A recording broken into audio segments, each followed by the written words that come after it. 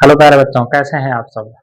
Class 11th physics के एक और धमाकेदार क्लास में आप सभी का स्वागत है। जैसा कि प्यारे बच्चों, इसके पहले वाले क्लास में हम लोगों ने कुछ इम्पोर्टेंट टॉपिक जैसे मूल राशियों के बारे में पढ़ा, व्युत्पन्न राशियों के बारे में पढ़ा और भौतिक राशि क्या होती है, इन सब के बारे में हमने जो है अध्ययन किया। तो अगर आप जो है चैनल पर नए हैं, कृपया चैनल को लाइक, शेयर और सब्सक्राइब ज़रूर करें। और जैसे एक सीक्वेंस में आप लोगों को क्लास अटेंड करना है, तो पार्ट 1, पार्ट 2 और पार्ट 3 करके जो है जो भी क्लास हो रहे हैं उसमें जो है आप पहले जो है पार्ट से उसको देखना आप प्रारंभ करिए, तभी आपको चीज़ें अच्छे से क्लियर होगी। तो चलिए पुनः स्टार्ट करते हैं। आज के टॉपिक में हम लोग कुछ इम्पोर्टेंट चीज़ों के बारे में पढ़ेंगे। जैसा कि पिछली क्लास में हम लोगों ने पढ़ा था भौतिक राशियों के बारे में, और उसमें 2 राशियों के बारे में पढ़ा था जो कि मूल राशियां थी और व्युत्पन्न राशियां थी। आज हम लोग अब पढ़ेंगे मात्रकों की प्रणालियों के बारे में। ठीक, अब देखिए मात्रकों की प्रणालियां क्या होती हैं।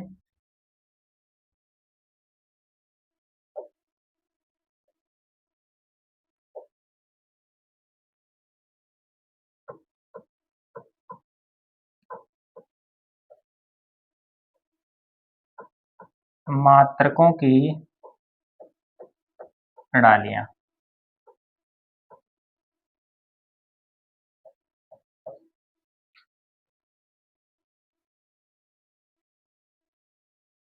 ठीक। अब इसमें मात्रकों की प्रणालियां क्या होती है प्यारे बच्चों, इसमें जो हमारी पहली प्रणाली है वो क्या है, वो होगी सीजीएस पद्धति।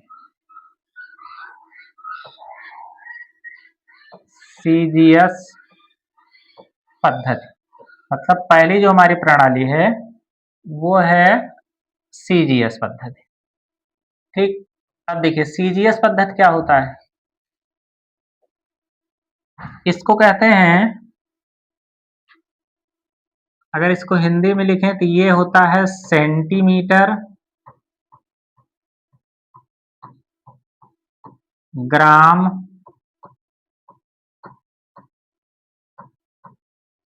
सेकंड पद्धति।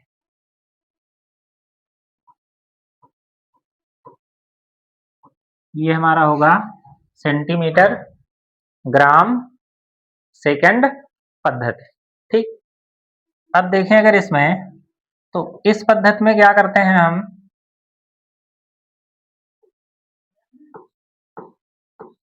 इस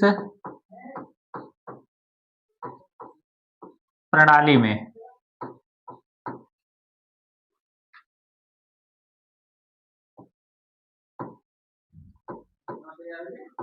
लंबाई को सेंटीमीटर में, इस पद्धति में प्यारे बच्चों क्या करते हैं कि लंबाई को किस में मापते हैं, सेंटीमीटर में,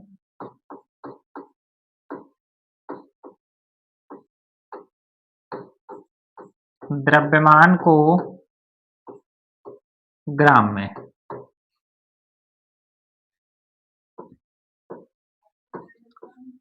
तथा समय को सेकंड में मापते हैं।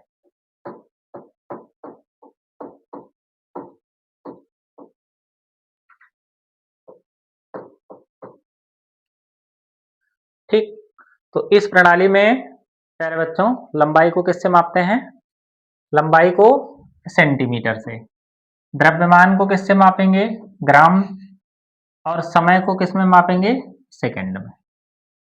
ठीक, अब देखिए जैसे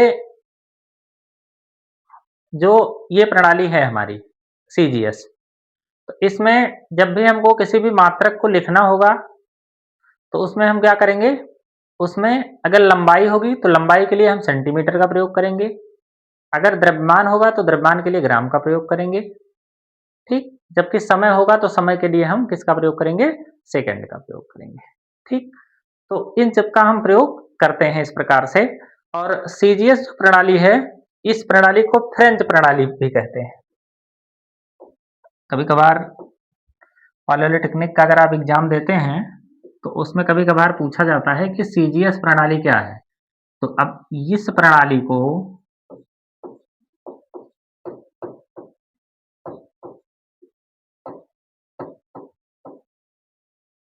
ठीक इस प्रणाली को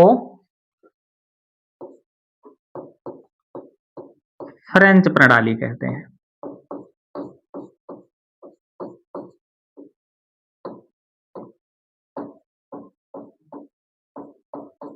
ठीक, तो जो हमारी सीजीएस पद्धति होगी या सीजीएस जो प्रणाली होगी, इसको हम क्या बोलेंगे? इसको कहते हैं फ्रेंच प्रणाली। ठीक, ये बात आपको ध्यान रखना है कि अगर कभी ऐसे प्रश्न पूछे जाते हैं कि कौन सी ऐसी प्रणाली है या निम्नलिखित में से कौन सी फ्रेंच प्रणाली है, और आपको ऑप्शन दे देगा एमकेएस, सीजीएस, एफपीएस या एसआई। ठीक, तो उसमें ऑप्शन आपका क्या सही होगा? वो होगा जो सीजीएस हमारी प्रणाली होगी, वही हमारी कौन सी प्रणाली होगी? वही हमारी फ्रेंच प्रणाली होगी। ठीक, चलिए नेक्स्ट प्रणाली पर चलते हैं। दूसरा जो हमारा होगा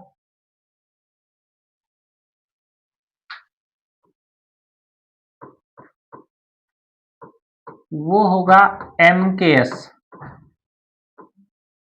प्रणाली। ठीक, अब देखिए अगर एमकेएस की बात करें बच्चों, तो एमकेएस क्या होता है? इसको कहते हैं मीटर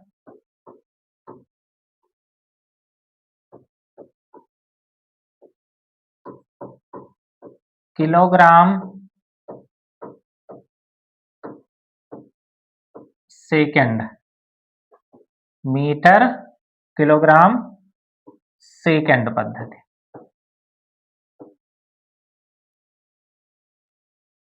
जो एमकेएस पद्धति होता है उसको क्या कहते हैं प्यारे बच्चों?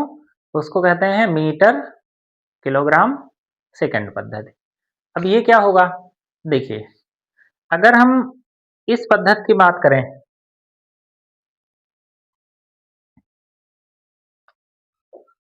तो इस पद्धति में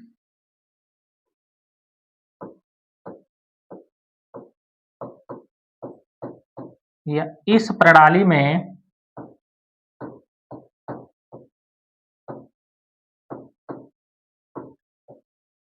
लंबाई को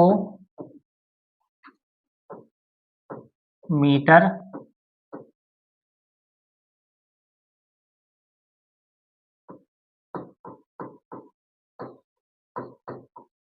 द्रव्यमान को किलोग्राम तथा समय को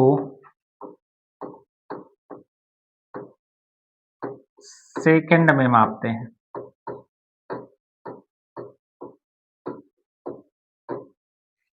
ठीक, इस प्रणाली में लंबाई को किससे? मीटर, द्रव्यमान को किलोग्राम तथा समय को सेकंड में मापा जाता है। ठीक, अब जैसे प्यारे बच्चों अगर इस प्रणाली की बात करें, तो जो ये प्रणाली है, मतलब इस प्रणाली को, अगर ये जो हमारी प्रणाली है, तो इस प्रणाली को मीट्रिक प्रणाली कहते हैं।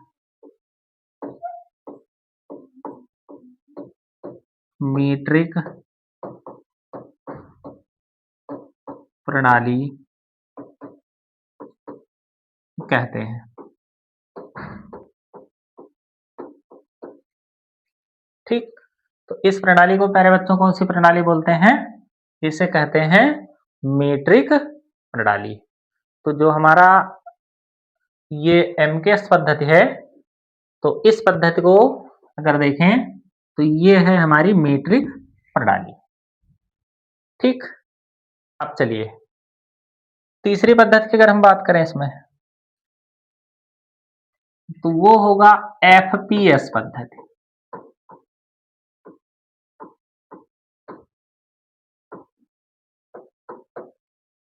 ठीक, एफपीएस पद्धति क्या होगा?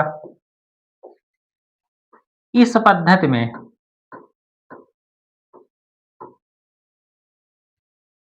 या इसका अगर हम नाम लिखें तो इसको क्या कहते हैं? इसको हिंदी में कहते हैं फुट। एफ का मतलब क्या है? यह है फुट से। ठीक, और द्रव्यमान के लिए पाउंड, फुट पाउंड सेकेंड पद्धति, इसको कहते हैं फुट पाउंड सेकेंड पद्धति। इसका मतलब क्या है कि इस पद्धति में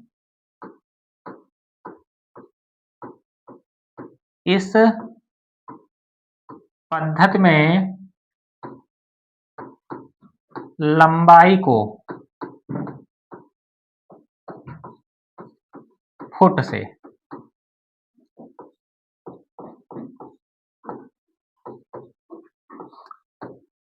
द्रव्यमान को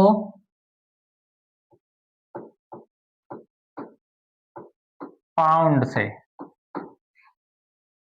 समय को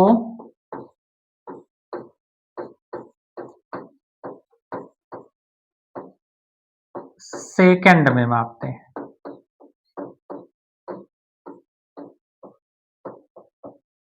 ठीक, इस पद्धति में लंबाई को फुट से, द्रव्यमान को पाउंड से और समय को सेकंड में मापते हैं। ठीक, अब अगर आगे देखें प्यारे बच्चों, तो जैसे इस पद्धति का और क्या नामकरण दे सकते हैं? जैसे देखिए अलग अलग पद्धतियों को हमने क्या लिखा, अभी जैसे कृषि को लिखा मीट्रिक, कोई था जो है फ्रेंच।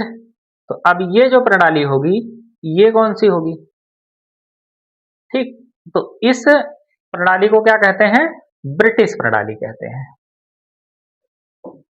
ठीक, इस प्रणाली को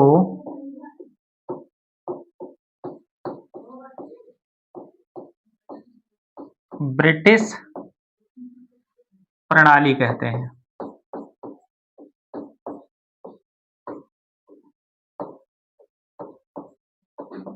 ठीक, ये जो प्रणाली होगी इसको कौन सी प्रणाली बोलेंगे? ब्रिटिश प्रणाली। ठीक, अब देखिए, अब जैसे सीजीएस, एमकेएस और एफपीएस, अब इनके बाद जो है एक प्रणाली सबको मिक्स करके बनाई गई, वो प्रणाली कौन थी? वो थी एसआई सिस्टम।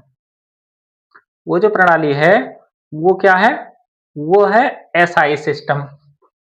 ठीक, अब देखिए इस सिस्टम की आवश्यकता क्यों पड़ी? अगर यहां देखें तो एसआई पद्धति का मतलब क्या है कि इस पद्धति की आवश्यकता क्यों पड़ी?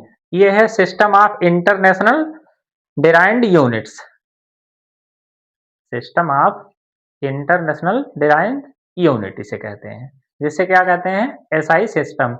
यह है अंतरराष्ट्रीय प्रणाली। इसका तात्पर्य क्या है?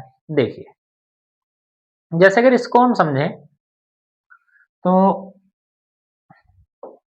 जैसा कि बच्चों देखिए,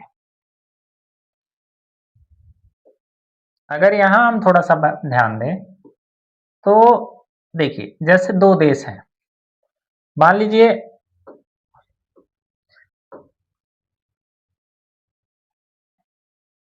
अपने यहां अगर ये देश है भारत।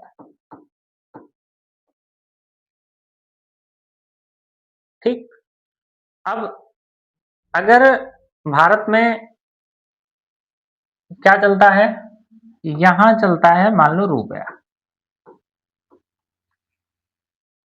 और जैसे अगर हम अमेरिका में चले जाएं तो यहां चलता है डॉलर। तो जब तक अलग अलग देशों की अलग अलग करेंसी थी और बहुत देशों में अगर कोई संबंध नहीं था, तो ऐसी स्थितियों में सबका अपना-अपना काम चल जाता है। अपने यहाँ जैसे अगर कोई रुपया लेकर जाए, किसी भी प्रदेश में जाए तो कोई दिक्कत नहीं होगी। लेकिन जैसे ही इन देशों में व्यापार शुरू हुआ, मतलब भारत के लोग अमेरिका जाने लगे, अमेरिका के भारत आने लगे। तो अब सोचिए, अगर भारत का कोई व्यक्ति वो अमेरिका जाता है, ठीक? और अपने यहाँ की जो करेंसी है, अगर वो वहाँ पर रुपया लेकर जाता है और इस रुपए से वो सोचे कि कोई सामान वो अगर खरीद पाए, खरीदना चाहे, तो क्या वो सामान खरीद सकता है वहाँ? नहीं खरीद पाएगा। क्योंकि जब अब उनके यहाँ क्या चलता है? डॉलर चलता है। तो उसको क्या करना होगा कि वो अगर उनको जानकारी ना हो रुपए की, ऐसी स्थिति में क्या होगा कि वो उनके लिए एक कागज का टुकड़ा ही माना जाएगा कि एक रद्दी जो है वो टुकड़ा है, उससे कुछ मिलने वाला नहीं है किसी को। ठीक? लेकिन अगर वही अमेरिका वाला भारत चला आए और भारत में आने के बाद वो क्या लेकर आए? वो डॉलर को लेकर आए। अगर वो डॉलर को लेकर आ रहा है और अपने यहाँ किसी को दुकान पर जाता है और कह देता है कि हमको 1 किलो चीनी दे दो, तो क्या कोई भी दुकानदार डॉलर को लेकर उसको चीनी देगा? नहीं देगा, क्योंकि अपने यहाँ क्या है वो डॉलर। जब देशों के एक दूसरे की मुद्रा के बारे में जानकारी ना थी, तब हम आपको बता रहे हैं। जब अलग-अलग देशों में किसी भी मुद्रा के बारे में जानकारी नहीं थी, तो उस सिचुएशन में क्या होगा कि अगर ये जब डॉलर लेकर आएगा, तो क्या उसको चीनी मिल पाएगी? नहीं मिल पाएगी। तो इसीलिए अलग-अलग देशों में क्या हुआ कि अलग-अलग देशों में अलग-अलग चीज़ें चलती थी। जैसे अपने यहाँ मान लीजिए, कहते हैं भैया 1 पाव, तो 1 पाव का मतलब क्या होता है? 250 ग्राम। अब पता लगा अमेरिका में क्या चलता है? वो पाउंड चलता है। तो अगर कोई चीज़ या कोई भी सामान अगर अमेरिका से भारत ले आना हुआ या भारत से अमेरिका भेजना हुआ, तो क्या आयात-निर्यात संभव होगा? अगर एक दूसरे के मात्रक की इनको जानकारी ना हो, तो क्या आयात-निर्यात संभव होगा? नहीं होगा। जैसे आप किसी दुकानदार के पास जाते हैं, आप उससे कहते हैं कि 1 पाव चीनी दे दो, ठीक? और उसको पाव का मतलब ही ना पता हो, तब क्या वो चीनी दे पाएगा?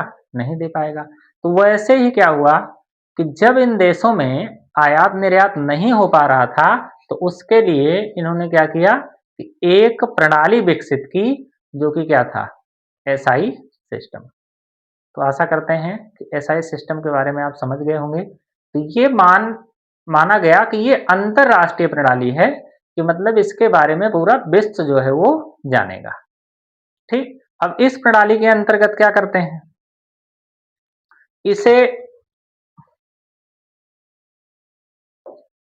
देखिए, अब इस प्रणाली के अंतर्गत क्या होता है कि इस पद्धति में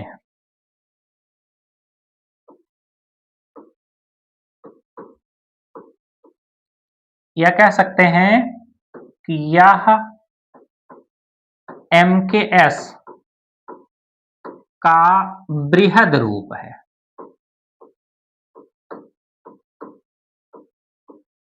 ये जो पद्धति है वो क्या है? ये एमकेएस पद्धति का क्या है? बृहद रूप है, मतलब एमकेएस का ये बड़ा रूप है। अब इसमें क्या करते हैं? लंबाई के लिए मीटर, द्रव्यमान के लिए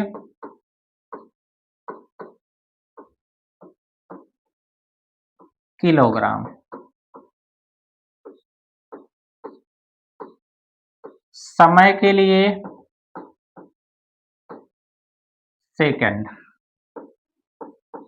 ताप के लिए केल्विन,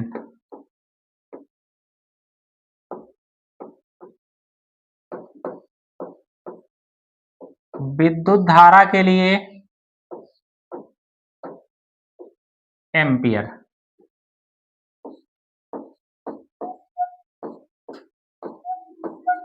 पदार्थ की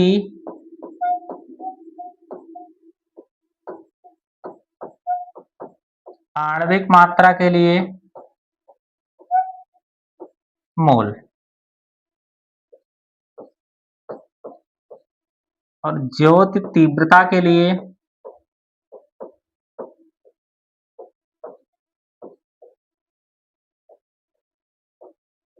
कैंडिला। ठीक, तो इसका प्रयोग किया कि ये क्या था, एसआई पद्धति। ये एमकेएस पद्धति का कौन सा रूप है, बृहद रूप है। इसमें अगर देखें तो लंबाई के लिए क्या करते हैं मीटर, द्रव्यमान के लिए किलोग्राम, समय के लिए सेकंड, ताप के लिए केल्विन, विद्युत धारा के लिए एम्पियर, पदार्थ की आणविक मात्रा के लिए मोल, और ज्योति तीव्रता के लिए क्या करते हैं, कैंडिला का प्रयोग करते हैं। ठीक, तो अब ये था हमारा अंतरराष्ट्रीय प्रणाली। और इसके बाद क्या किया गया कि इसमें दो और मात्रकों को शामिल किया गया। इसमें प्यारे बच्चों क्या किया गया, दो और मात्रकों को शामिल किया गया। वो क्या थे, देखिए अब इसमें दो और मात्रकों को शामिल किया गया, जिसको क्या कहते हैं, जिसे कहते हैं पूरक मात्रक। जिसे क्या कहते हैं, पूरक मात्रक। अब ये पूरक मात्रक क्या होते हैं, जैसे पहला कोण, तो कोण के लिए रेडियन, और दूसरा क्या है, घन कोण के लिए क्या होता है, स्टेरेडियन।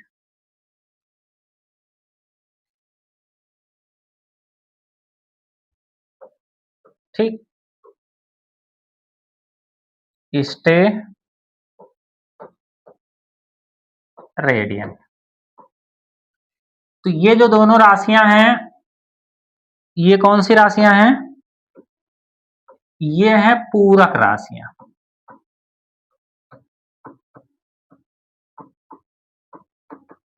ठीक, और ये जो दोनों मात्रक हैं इसे कहते हैं पूरक मात्रक। ठीक, अब जैसे कोण जो हमारा बनता है वो कोण इस प्रकार से बनेगा, ये जो कोण है इसको कहते हैं कोण, जबकि दूसरे को क्या कहते हैं, वो घन कोण कहते हैं।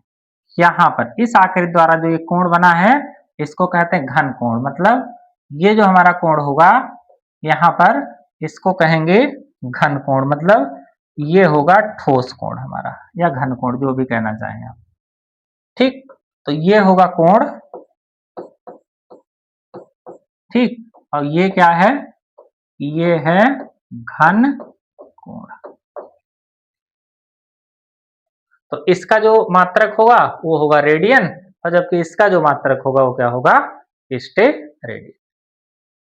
ठीक, आशा करते हैं इतने पॉइंट आपको बहुत अच्छे से समझ में आ गए होंगे।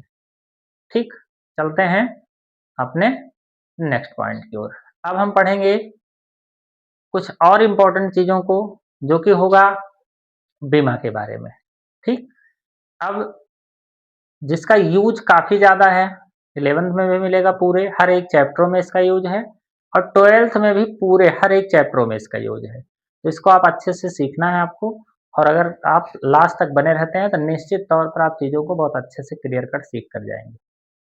ठीक, चलिए स्टार्ट करते हैं अब बीमा। अब देखिए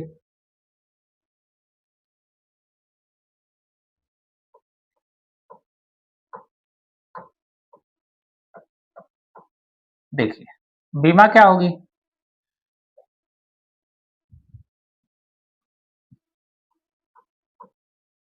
किसी भौतिक राशि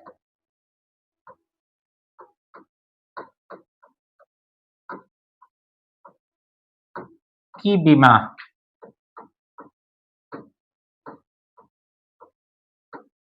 वह घाते हैं।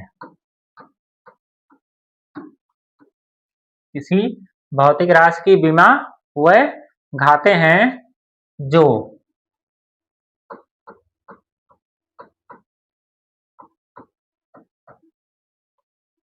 व्युत्पन्न मात्रक को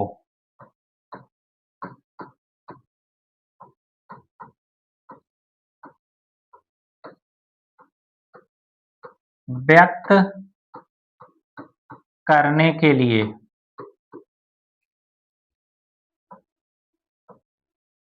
मूल मात्रकों पर चढ़ाई जाती है। ठीक, किसी भी भौतिक राशि की विमा क्या है, वह घाते हैं जो व्युत्पन्न मात्रक को व्यक्त करने के लिए मूल मात्रकों पर चढ़ाई जाती है। ठीक, अब देखिए, जैसे इसमें कुछ बातों का हमको विशेष ध्यान रखना है। पहला पॉइंट क्या है इसमें, जैसे जब अगर हमको द्रव्यमान लिखना होगा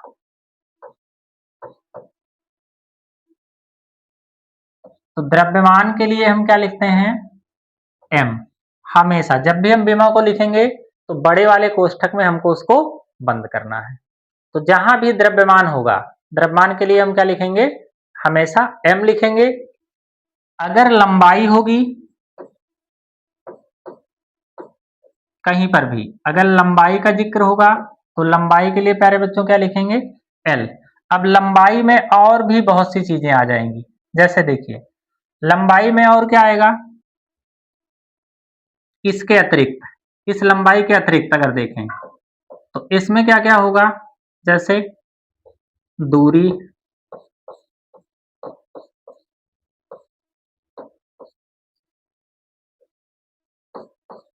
विस्थापन,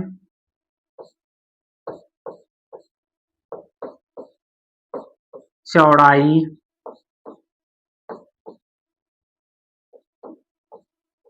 ऊंचाई, दूरी, विस्थापन, चौड़ाई, ऊंचाई। ठीक, तो अगर ऐसी चीजें आएंगी तो उन सब का तात्पर्य किससे होगा, लंबाई से होगा। या कहीं जैसे अगर त्रिज्या का जिक्र हो गया तो चाहे दूरी हो, विस्थापन हो, चौड़ाई हो, ऊंचाई हो या त्रिज्या हो, इन सब का तात्पर्य किससे है, लंबाई से है। और इन सब के लिए हम किसका प्रयोग करेंगे, एल का प्रयोग करेंगे प्यारे बच्चों, ये आपको बहुत अच्छे से ध्यान रखना है। ठीक, चलिए चलते हैं आगे इसमें।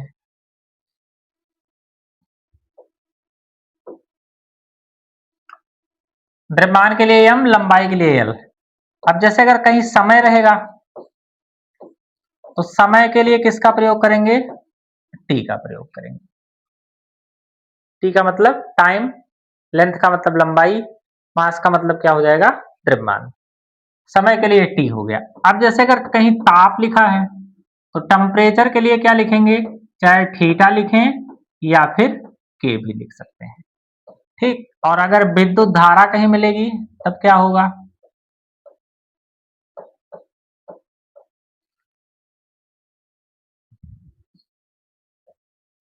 इसके लिए किसका प्रयोग करते हैं, ए का प्रयोग करते हैं। तो ये 5 बातें आपको ध्यान रखनी है जब आपको बीमा ज्ञात करनी है। ठीक, तो बीमा ज्ञात करने में 5 कॉन्सेप्ट को आपको ध्यान रखना है। द्रव्यमान के लिए क्या लिखना है, m। लंबाई के लिए l। लंबाई में और बहुत सी चीजें ऐड करना है आपको, दूरी, विस्थापन, चौड़ाई, ऊंचाई या त्रिज्या।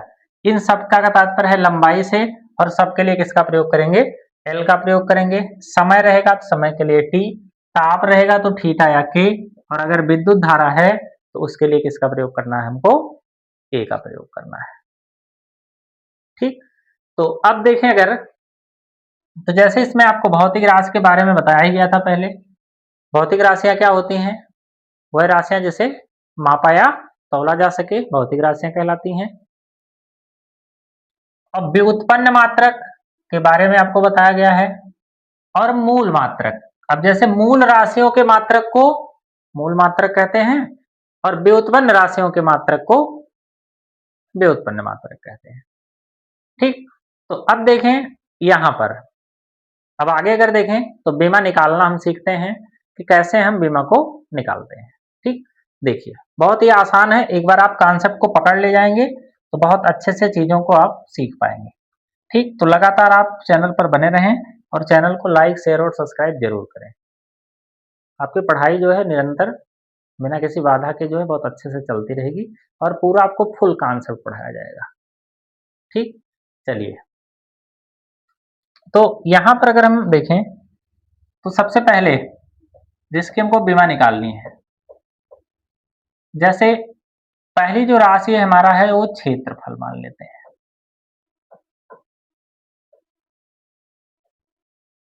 ठीक, अब जैसे क्षेत्रफल बराबर क्या होता है, कोई भी अगर हम एरिया निकालें तो क्षेत्रफल का मतलब किससे होता है? क्षेत्रफल बराबर होगा लंबाई गुणे चौड़ाई। क्षेत्रफल बराबर क्या होगा प्यारे बच्चों? लंबाई गुणे चौड़ाई। ठीक, अब देखिए जैसे लंबाई के लिए, अब देखिए बीमा में हम लंबाई के लिए किसका प्रयोग करते हैं? अब देखिए लंबाई के लिए हम किसका प्रयोग करते हैं? एल का प्रयोग करते हैं। ठीक, तो अब यहां पर अगर देखें तो लंबाई के लिए हम क्या लिखेंगे? एल लिखेंगे। चौड़ाई के लिए भी एल का प्रयोग होता है, क्योंकि लंबाई, चौड़ाई, ऊंचाई, दूरी, विस्थापन, त्रिज्या सबके लिए हम किसका प्रयोग करते हैं? एल का ही प्रयोग करते हैं। तो अब देखेंगे तो एल और एल ये क्या हो जाएगा? एल की पावर 2 हो जाएगा। ठीक, तो अब ये हो गया एल की पावर 2, या इसको अगर हम लिखना चाहें तो m की पावर 0, एल की पावर 2 और t की पावर 0। क्योंकि ज्यादातर हम क्या करते हैं कि हमेशा जो बीमा होती है, बीमा में हम क्या ध्यान रखते हैं? इसमें हम ये ध्यान रखते हैं कि हमेशा m, l और t सबको साथ में लिखते हैं। ठीक, चूंकि यहाँ सिर्फ यल है, यम नहीं है, तो m की पावर 0, l की पावर 2 और t की पावर 0 हम लिख सकते हैं। तो ये हो गया हमारा किसकी बीमा? पहली जो हमारी राशि थी वो हो गई क्षेत्रफल। ठीक, अब इसमें अगर प्यारे बच्चों देखें तो इसमें देखिए जो ये हमारा 0, 2 और ये 0, इसको क्या कहते हैं? यही हमारी बीमा है। m की पावर जो 0 है, 2 है और 0 है, यही क्या है? बीमा है। ठीक, और जो क्षेत्रफल बराबर इतना लिखा है, ये पूरा क्या है? इसको कहते हैं विमीय समीकरण।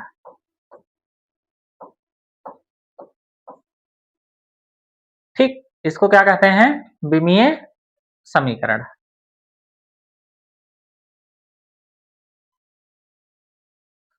अब देखें अगर हम इसकी बात करें कि ये जो हमने पूरा लिखा है,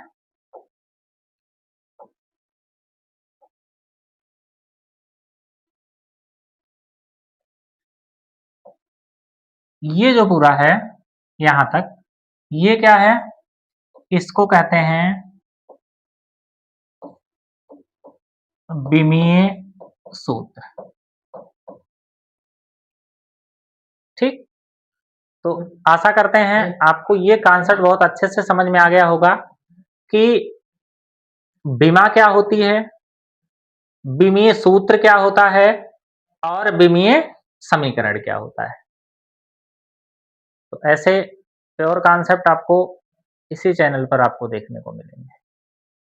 ठीक, कि बच्चे पूरा पढ़ लेते हैं, 12th भी पढ़ के पास आउट हो जाते हैं, लेकिन क्या होगा कि उनको यही नहीं समझ में आता है कि विमीय समीकरण क्या है, विमा क्या है और विमीय सूत्र क्या है। ठीक, चलिए आगे। ये तो हो गया क्षेत्रफल। अब जैसे अगर हम आयतन की बात करें, दूसरा लेते हैं आयतन।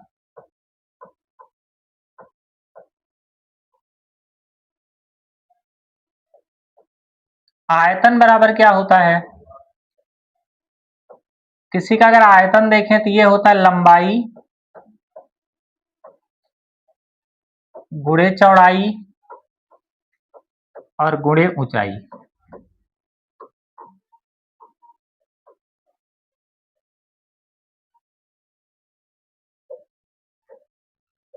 ठीक, लंबाई चौड़ाई और ऊंचाई। अब देखें, लंबाई के लिए L, चौड़ाई के लिए L, ऊंचाई के लिए भी क्या लिखते हैं L। तो चाहे लंबाई हो, चौड़ाई हो, ऊंचाई हो, सबकी बीमा क्या होती है प्यारे बच्चों, वो होती है L। तो इस प्रकार से अगर देखें तो आयतन के लिए क्या लिखेंगे, यल यल यल कितना हो जाएगा, एक घात इसकी, एक घात इसकी, एक घात इसकी, L की पावर 3। अर्थात इसको अगर हम m के पदों में लिखें तो m की पावर 0, L की पावर 3 और t की पावर क्या हो जाएगा 0। तो इस प्रकार से ये हमारा जो आएगा वो होगा विमीय सूत्र इसका। आशा करते हैं बहुत अच्छे से चीजें आपको क्लियर हो रही होंगी। चलिए आगे चलते हैं। तो ये हो गया दूसरा।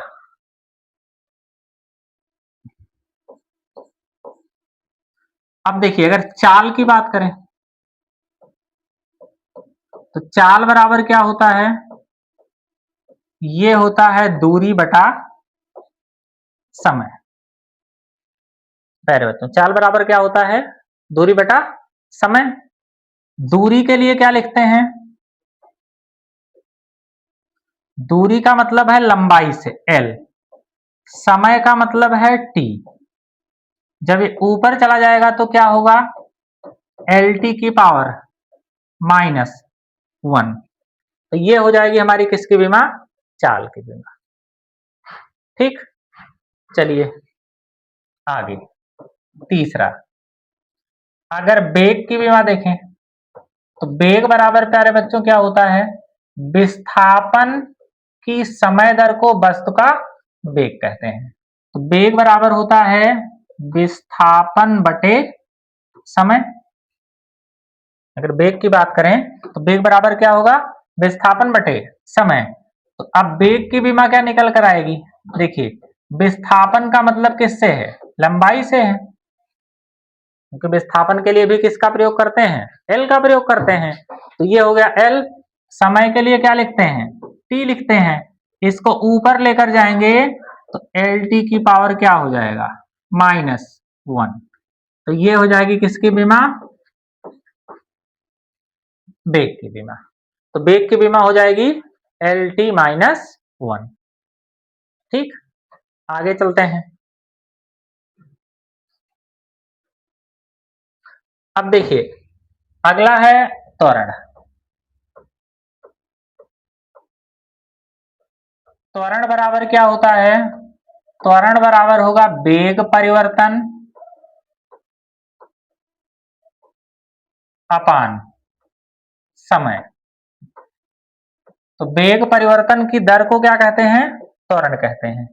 अब देखिए वेग परिवर्तन का मतलब क्या है कि LT -1, क्योंकि वेग की बीमा, अभी वेग की बीमा हम लोगों ने निकाल रखा है। देखिए वेग की बीमा क्या होती है, LT की पावर -1। अब एक बात और प्यारे बच्चों ध्यान रखना है कि कई राशियों की बीमा जो है वो समान हो सकती हैं, ये ध्यान रखना है आपको। कई ऐसी भौतिक राशियां मिलेंगी जिसकी बीमा क्या होगी, समान होगी। देखिए जैसे यहाँ पर चाल, चाल के लिए क्या हो गया LT -1, और बेग का क्या आया, ये भी LT-1 आया। तो ये दो ऐसी भौतिक राशियां हो गई कि चाल और बेग, कि इसकी बीमा क्या मिल रही है हमको, समान मिल रही है। ठीक, चलिए आगे चलते हैं। अब देखिए, तो बेग परिवर्तन मतलब बेग की बीमा, और समय का मतलब t से है। इसको ऊपर लेकर जाएंगे तो अब ये LT की पावर क्या हो जाएगा, -2 हो जाएगा। तो ये हो गई हमारी त्वरण की बीमा। अगली अगर हम बीमा की बात करें तो अगला मान लेते हैं बल। तो बल बराबर क्या होता है, बल बराबर होता है द्रव्यमान और इनटू क्या होता है, त्वरण। ठीक, तो अब यहां द्रव्यमान के लिए क्या लिखेंगे प्यारे बच्चों, द्रव्यमान के लिए क्या लिखते हैं m, और त्वरण के लिए क्या लिखते हैं LT की पावर -2। तो इस प्रकार से इसकी बीमा कितनी हो जाएगी, MLT-2। तो ये हो जाएगी किसकी बीमा, बल की बीमा। ठीक, अब देखिए अगला जो है, अगर हम लिखें संवेग,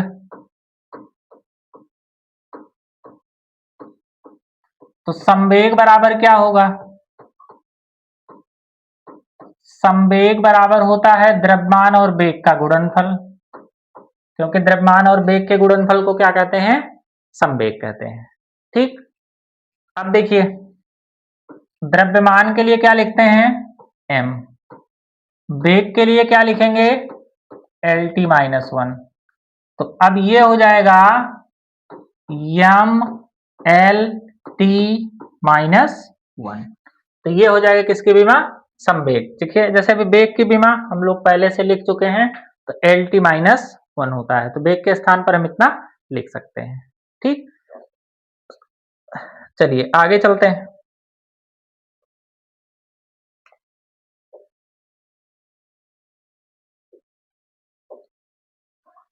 अगला जैसे हमको निकालना है, मान लीजिए कार्य। तो कार्य बराबर क्या होता है, बल और गुणे विस्थापन। तो बल की बीमा अभी देखिए हम लोगों ने लिख रखा है, बल की बीमा क्या होती है MLT-2। तो ये हो गया MLT-2, और विस्थापन का मतलब लंबाई से है L से। तो अब देखिए यहाँ m अकेला है तो m ये हो गया, L कितने हैं, 2 हैं, तो L की पावर 2 हो गया, T की पावर -2। तो इस प्रकार से क्या हो जाएगा, ये कार्य की बीमा हो जाएगी। ठीक, तो ऐसे ही हम क्या कर सकते हैं कि बीमा को आसानी के साथ निकाल सकते हैं। देखिए चलिए एक आध और बीमा को निकालते हैं, जैसे गुरुत्वाकर्षण नियतांक।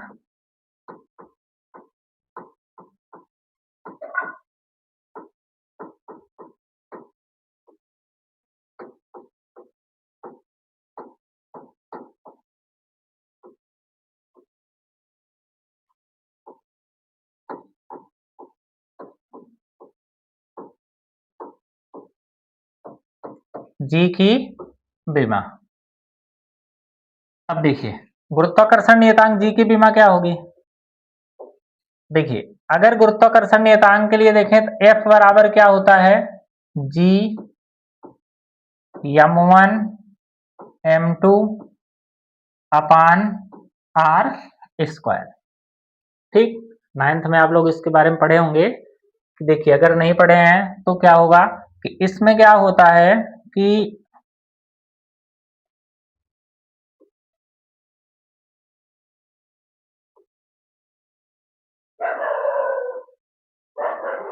ये है दो बिंदु द्रव्यमान। ठीक, इसमें क्या किया था न्यूटन ने, क्या लिया था, बिंदु द्रव्यमान लिया था। एक हो गया m1 और दूसरा हो गया m2, और इसके बीच की दूरी कितनी है, r है। तो जो भी संसार में जितनी वस्तुएं हैं और जिनमें द्रव्यमान होता है वो एक दूसरे को क्या करते हैं, आकर्षित करते हैं। तो इनके बीच जो लगने वाला बल है, ये जो आकर्षण का बल है, वो दोनों पिंडों के द्रव्यमानों के अनुक्रमानुपाती तथा उसके बीच की दूरी के वर्ग के क्या होता है, व्युत्क्रमानुपाती होता है। ठीक, अब इन दोनों नियमों को एक साथ संयुक्त करेंगे तो F is proportional to m1 m2 बटे आर स्क्वायर हो जाएगा, या F बराबर एक कांस्टेंट जुड़ेगा G m1 m2 अपान कितना आर स्क्वायर। तो ये हो जाएगा दो पिंडों के बीच लगने वाला बल। तो इसी सूत्र की सहायता से हम क्या कर सकते हैं, अब जी की विमा को निकाल सकते हैं। तो अगर जी की विमा निकालना है तो जी बराबर क्या हो जाएगा, F R square upon m1 m। ठीक, एफ क्या है, बल, बल की विमा क्या हो जाएगी M L T minus 2, R है, आर का मतलब दूरी, दूरी का तात्पर्य लंबाई से है, एल स्क्वायर हो जाएगा, m1 के लिए क्या होगा m होगा और m2 के लिए भी क्या होगा m होगा। सबकी बीमा हम लिख देते हैं, f की बीमा, बल की बीमा जैसा कि जानते हैं, r दूरी है, दूरी का मतलब लंबाई से है, उसके लिए l, फिर देखें द्रव्यमान है m और m हो गया। अब कितना हो जाएगा ये, देखिए m कितने हैं, यहाँ एक है, यहाँ पर m नीचे दो है, ऊपर चला जाएगा तो -2 होगा, -2 और +1 कितना हो जाएगा -1। एल कितने हैं, एक यहाँ है दो यहाँ है, तो एल की पावर कितना हो जाएगा 3। टी कितने हैं, ये है -2, तो ये हो जाएगा m की पावर -1 एल क्यूब और टी की पावर -2। ठीक, तो इस प्रकार से आपके लिए थोड़ा हम इसमें होमवर्क दे देते हैं जिसको आपको करना है। कुछ भौतिक राशियां होंगी जिनकी विमा आपको निकालनी है, जैसे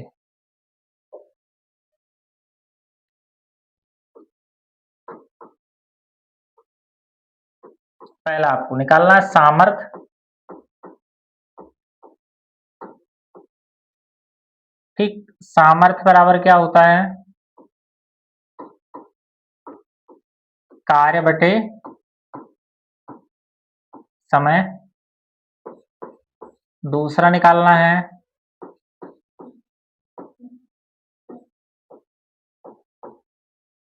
गतिज ऊर्जा,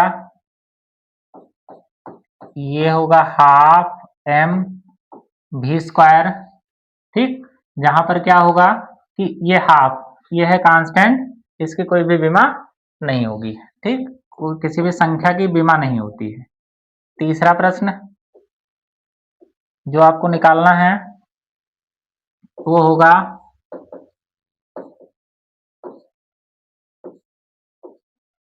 स्थितिज ऊर्जा, ये U बराबर क्या होता है एम जी एच। तो इस प्रकार से ये 3-4 प्रश्न हैं जो आपको क्या करने हैं, सॉल्व करने हैं।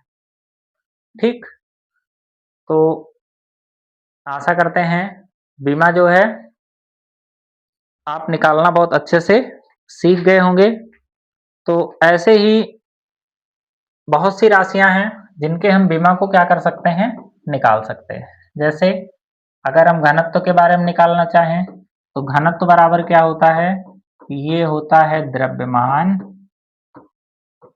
बटे आयतन।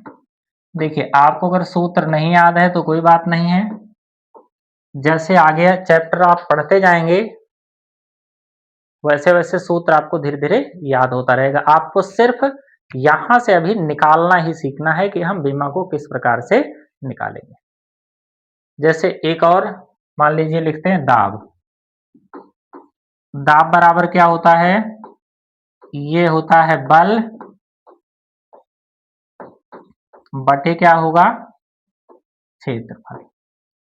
ठीक, तो आपको जो है ये होमवर्क करके लाना है और कमेंट बॉक्स में आपको जो है इसका आंसर आपको लिखना है सॉल्व करके। ठीक, तो आशा करते हैं कि चीज़ें आपको बिल्कुल क्लियर कट आपको समझ में आई होंगी। तो अगर आपको वीडियो अच्छा लगा हो तो चैनल को लाइक शेयर और सब्सक्राइब ज़रूर करें, दोस्तों के पास भी शेयर करें इसको। ठीक, तो ऐसे ही निरंतर आपको इस चैनल पर प्योर कॉन्सेप्ट के साथ फिजिक्स, केमिस्ट्री, मैथ, बायो आज जो है क्लासेस चलती रहेंगी। तो आपका सपोर्ट जो है वो बहुत ही ज़्यादा ज़रूरी है। तो आप चैनल को सपोर्ट करते रहिए और हम लोग आपके लिए मेहनत निरंतर करते रहेंगे। ठीक? तो इसी के साथ आज की क्लास को समाप्त करते हैं। नेक्स्ट जो क्लास होगी वो बहुत ही इम्पोर्टेंट होगी, जो कि परीक्षा के दृष्टिकोण से, कॉम्पिटिशन के दृष्टिकोण से वो बहुत ही शानदार क्लास होने वाली है, जिसमें आप जो है आंकिक प्रश्नों को बेहद ही सरल शब्दों में सॉल्व करेंगे। ठीक? तो आज के लिए इतना ही। जय हिंद।